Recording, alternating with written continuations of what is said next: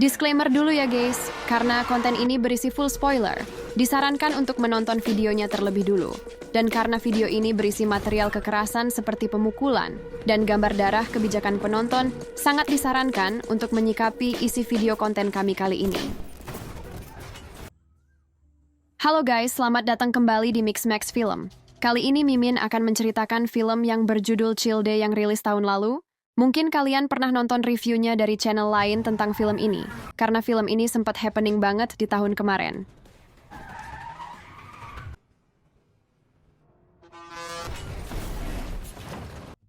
Tapi tim riset kami yakin kalau kalian belum tahu kalau film ini memiliki plot twist yang lucu dan menarik pada akhir film. Karena film ini, Mimin kasih rating 8,5 dari 10 untuk alur cerita dan visualnya. Sekalian Mimin minta maaf karena telat update, dan minta doanya karena perlu diketahui rumah Mimin dan tim Mixmax Film dekat dengan bencana banjir, di Sukabumi Selatan, Pelabuhan Ratu, dan Jampang Sagaranten yang baru pertama kali separah ini terjadi di daerah kami ini, yang membuat tim harus menunda editing, karena hal teknis tersebut. Dan mohon dukungan subscribe-nya ya guys, karena channel ini sedikit lagi, hampir mencapai 1000 subscriber ketika video ini dibuat. Untuk itu Mimin mohon bantuan subscribe, like, dan komennya, agar channel yang baru ini bisa bertahan dan lebih berkembang lagi. Sekalian pengen nyapa orang baik yang udah komen dan dukung channel ini seperti Dana Dwi, Game Triple 144 dari Riau, Aldi KH7MO, Teteh Siti Nur yang paling gercep, Abel Linone, 3 Triple Jet 97 dari Malaysia, dan banyak lagi yang gak bisa Mimin sebutin satu persatu. Oke guys, tanpa berlama-lama lagi, kita langsung saja ke alur cerita filmnya. Selamat menonton dan gaskan.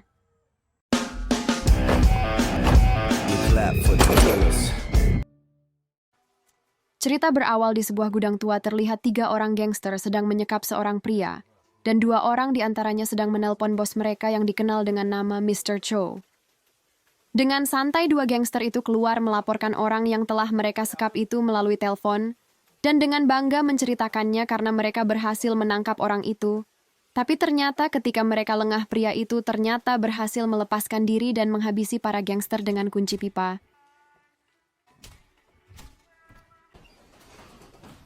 Hingga tak lama setelahnya Mr. Cho pun datang dengan 2 pengawalnya.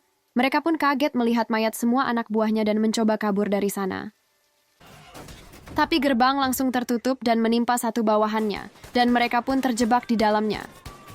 Ketika mereka panik, Mr. Cho mendadak tertembak, dan sebuah kampak pun melayang pada kepala bawahannya yang tersisa. Dan menyisakan Mr. Cho seorang yang merangkak mencoba menyelamatkan diri, tapi seorang pria muncul dan menodongkan pistol pada kepalanya.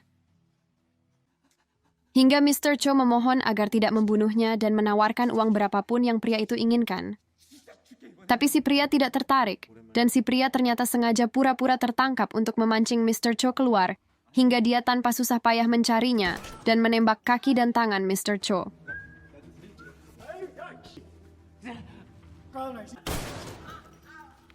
Mr. Cho terus memohon ampun, tetapi si pria itu malah memakai jas hujan agar bajunya tidak kotor, dan dengan kejam membunuh Mr. Cho menggunakan obeng. Hingga diketahui pria itu bernama Nobelman MC kita, dalam film yang berjudul Chill Day ini.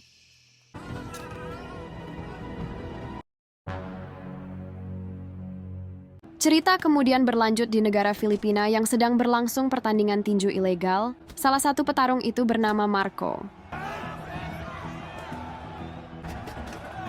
Setelah mendapatkan perlawanan yang keras, akhirnya Marco berhasil memenangkan pertandingan. Kemudian setelah membersihkan diri, Marco keluar dan meminta bayarannya.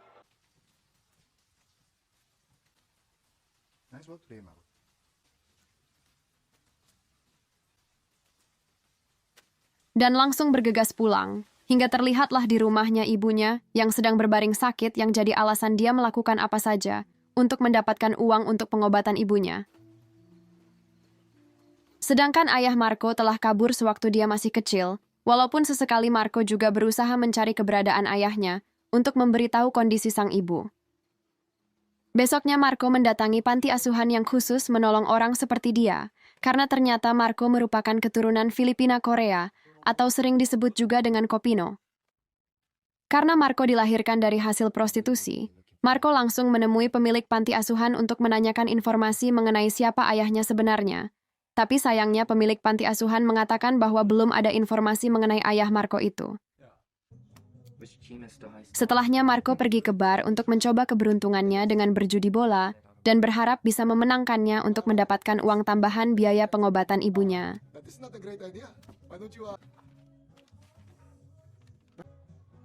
Berikutnya seorang pria asing mendatanginya dan langsung menawarkan sebuah pekerjaan.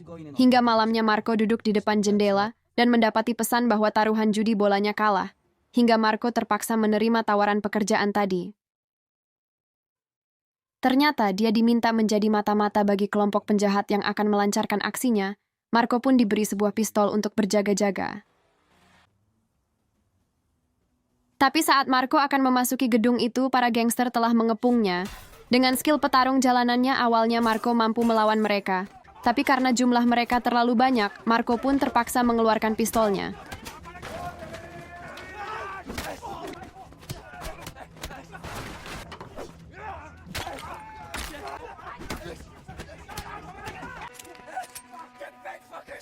Tapi saat dia mencoba menembakkan pistol itu, ternyata pistol itu kosong.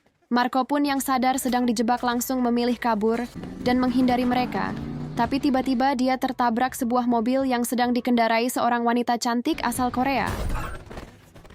I'm really sorry. We should go to the hospital right away. 내가 저기 나오는 걸 못 봐가지고. Dan tanpa ragu wanita cantik itu menolong Marco dan membawanya ke rumah sakit. Hingga Marco pun mendapatkan perawatan di sana.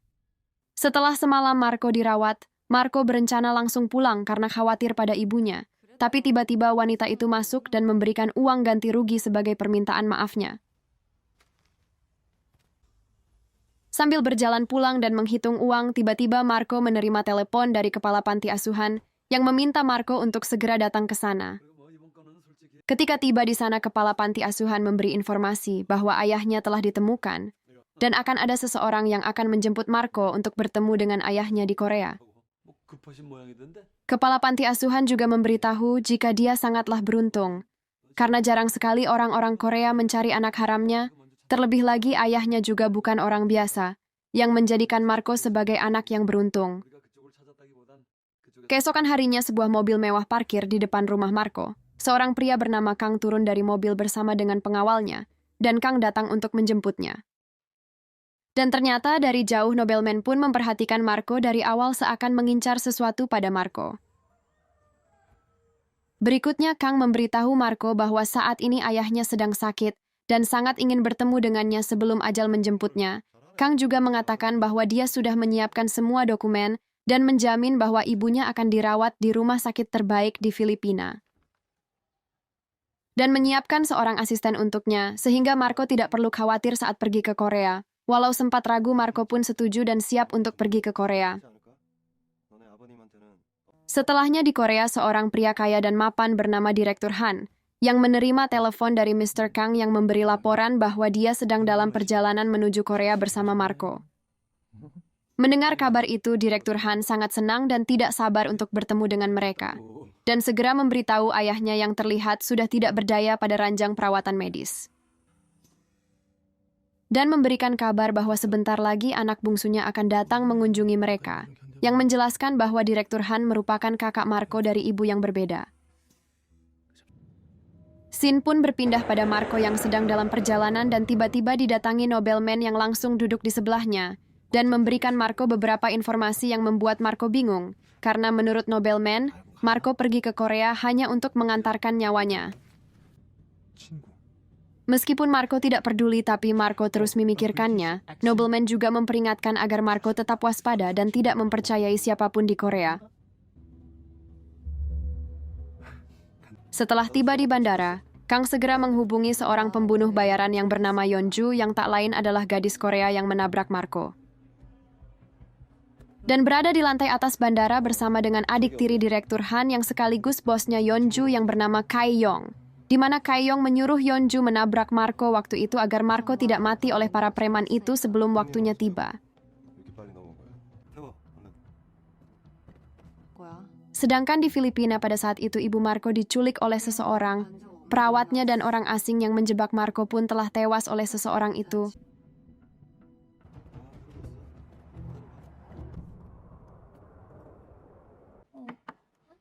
Berikutnya dalam obrolan Yeonju dan Kaeyong terungkaplah fakta bahwa Direktur Han membawa Marco ke Korea karena membutuhkan jantung Marco yang akan didonorkan untuk ayahnya. Karena Direktur Han tidak ingin ayahnya meninggal sebelum dia mendapatkan warisan dari ayahnya.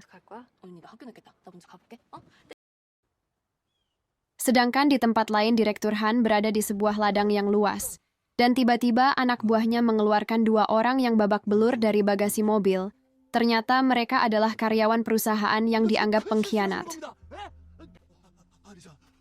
Yang telah membocorkan kelakuan Direktur Han di sebuah berita dan menggunakan uang perusahaannya untuk berpesta dengan banyak wanita.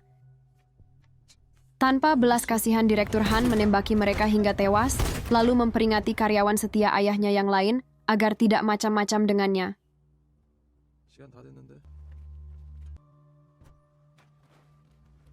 Scene pun kembali pada Marco yang dalam perjalanan menuju ke rumah ayahnya, tapi ketika di jalanan yang sepi, tiba-tiba mobil mereka terus dipepet mobil lain dan terus mengikutinya.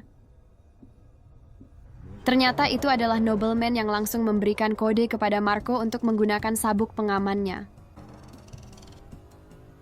Lalu tiba-tiba nobleman menembak semua orang yang ada dalam mobil itu kecuali Marco. Akibatnya mobil itu pun hilang kendali dan akhirnya menghantam pohon yang membuat Marco pingsan beberapa saat.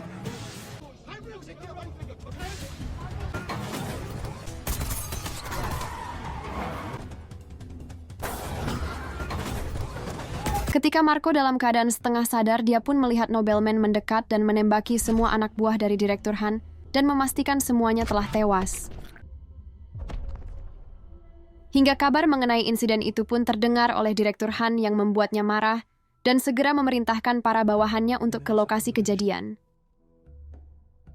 Hingga ketika Marco sadar sepenuhnya, Marco bergegas melepaskan sabuk pengamannya dan langsung kabur menyelamatkan diri. Tapi dia malah bertemu nobleman yang sedang menunggunya, yang membuat Marco ketakutan dan berlari. Hingga akhirnya kejar-kejaran pun terjadi. Kemanapun Marco berlari, nobleman tetap bisa menemukan Marco dengan mobilnya. Hingga suatu momen Marco nekat melompati jalan layang yang memaksa nobleman ikut melompat.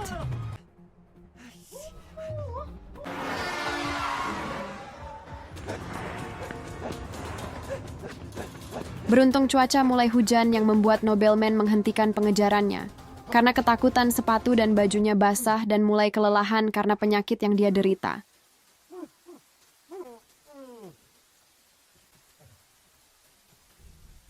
Dalam pelariannya, Marco akhirnya menemukan pemukiman dan segera mencari telepon umum untuk menghubungi kartu nama yang diberikan Kang sewaktu di Filipina. Namun yang menjawab telepon itu adalah Yeonju.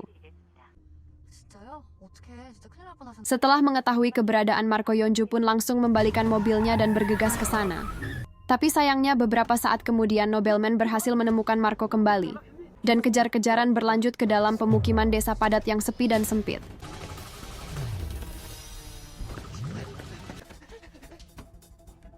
Tapi secepat dan sekeras apapun Marco menghindarinya, nobleman selalu bisa menemukannya dengan cepat. Hingga suatu momen Marco tertangkap. Tapi saat nobleman lengah, Marco memukul nobleman yang menodongnya dan berhasil kabur kembali.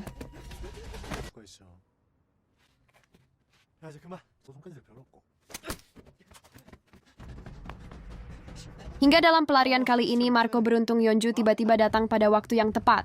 Hingga Marco bisa melarikan diri bersama Yeonju untuk kedua kalinya.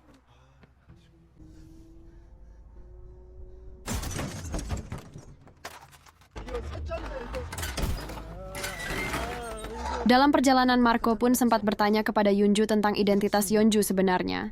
Tapi Yeonju mengaku dia hanya orang yang menjalankan perintah atasannya. Hingga berikutnya mereka berpapasan dengan mobil Direktur Han.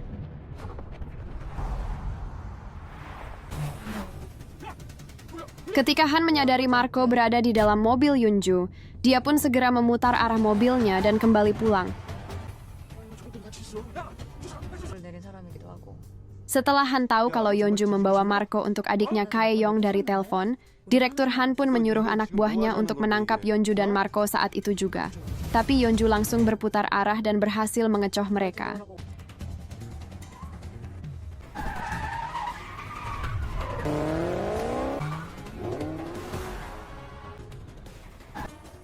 Dan disusul nobleman yang langsung memburu Yeonju dan Marco dengan memanfaatkan situasi itu.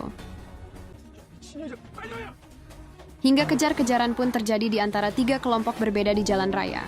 Dan suatu momen Yeonju berhasil belok dan menghindari mereka tanpa terdeteksi dengan masuk ke sebuah hutan.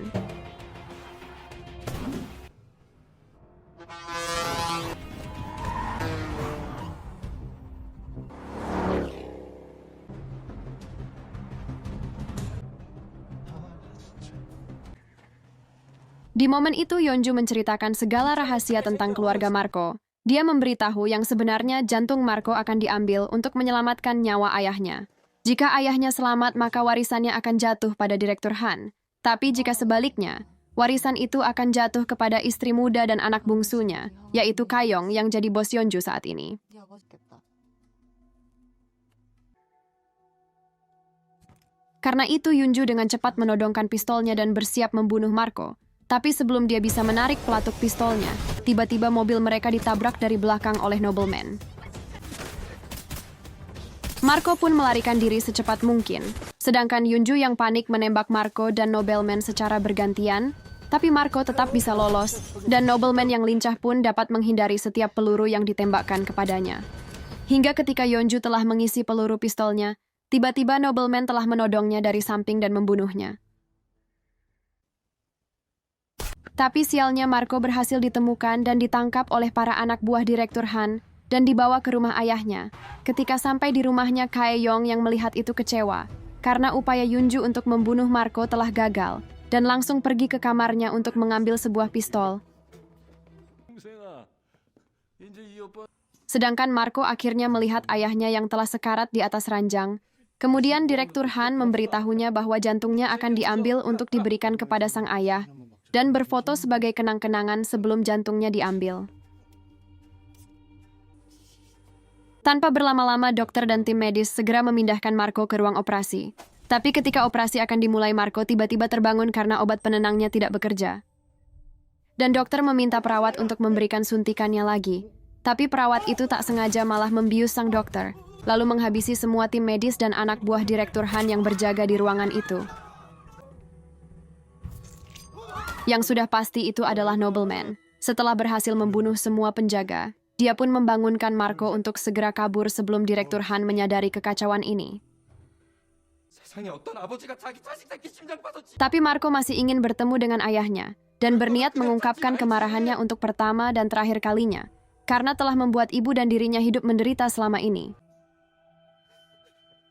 Melihat kekacauan itu, Direktur Han dan anak buahnya langsung menuju ruang operasi.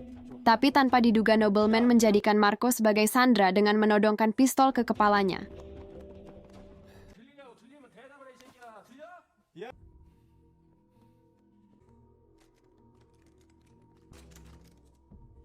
Nobleman kemudian meminta uang sebesar $10 juta sebagai syarat untuk melepaskan Marco.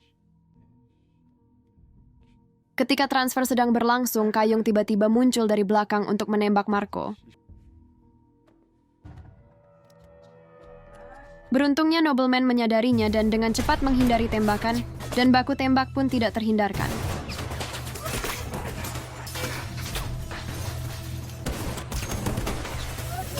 Ternyata nobleman terkena peluru di kakinya pada baku tembak itu, yang membuatnya merengek kesakitan. Sementara itu kondisi ayah Marco semakin memburuk.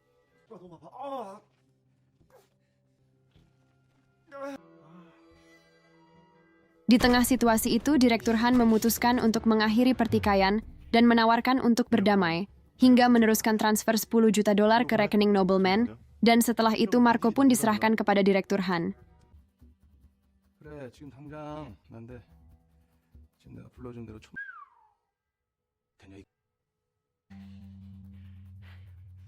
Tapi ketika menyerahkan Marco, nobleman malah dikepung, dan Direktur Han menjelaskan bahwa harga dirinya telah hancur akibat nobleman, dan tidak mungkin melepaskannya hidup-hidup.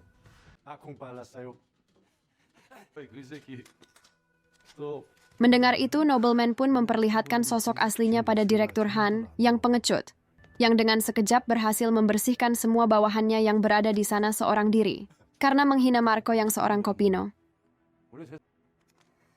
Dan mengakui kalau dia juga seorang kopino seperti Marco. hingga mereka pun tak mampu lagi bertahan dari kemarahan sang nobleman yang sudah muak dengan para pengecut itu.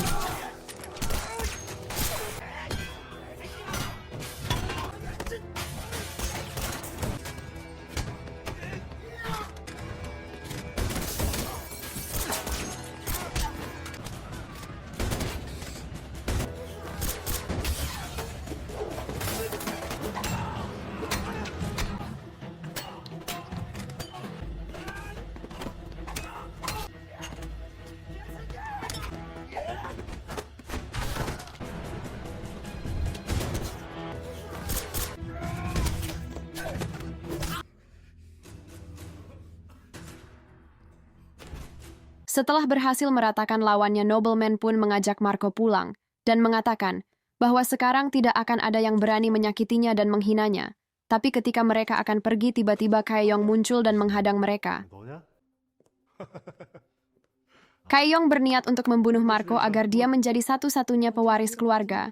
Selain itu, dia juga menghina Marco karena seorang kopino dan anak haram. Dan kini giliran Marco yang tak bisa menahan amarahnya lagi.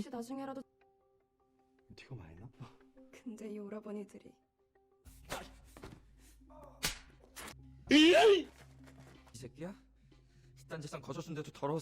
Kaeyong akhirnya mencoba menawarkan sejumlah uang kepada nobleman agar dia mau membunuh Marco. Tapi nobleman malah mengungkapkan fakta bahwa sebenarnya Marco tidak memiliki hubungan apa-apa dengan keluarganya Kaeyong.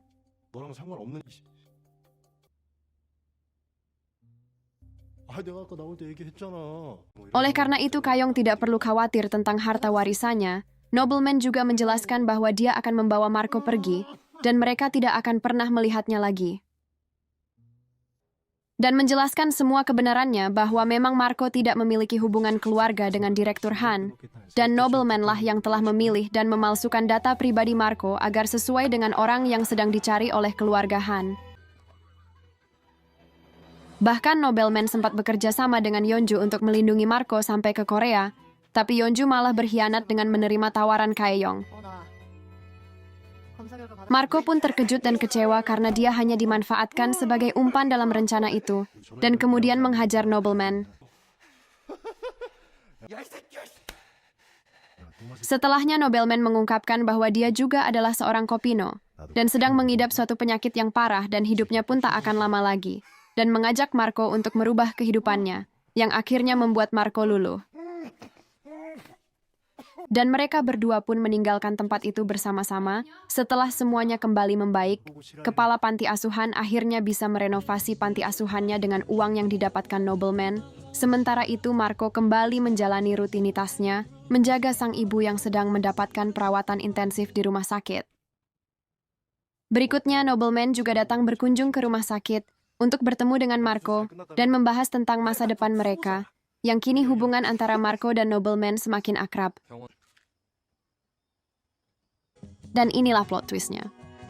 Setelah scene kredit diperlihatkan nobleman yang tertawa terbahak-bahak karena selama ini ternyata obat yang dia konsumsi adalah obat penurun gula. Karena nobleman semenjak kecil termasuk anak yang hyperaktif. Dan film si anak hyperaktif Childe pun selesai.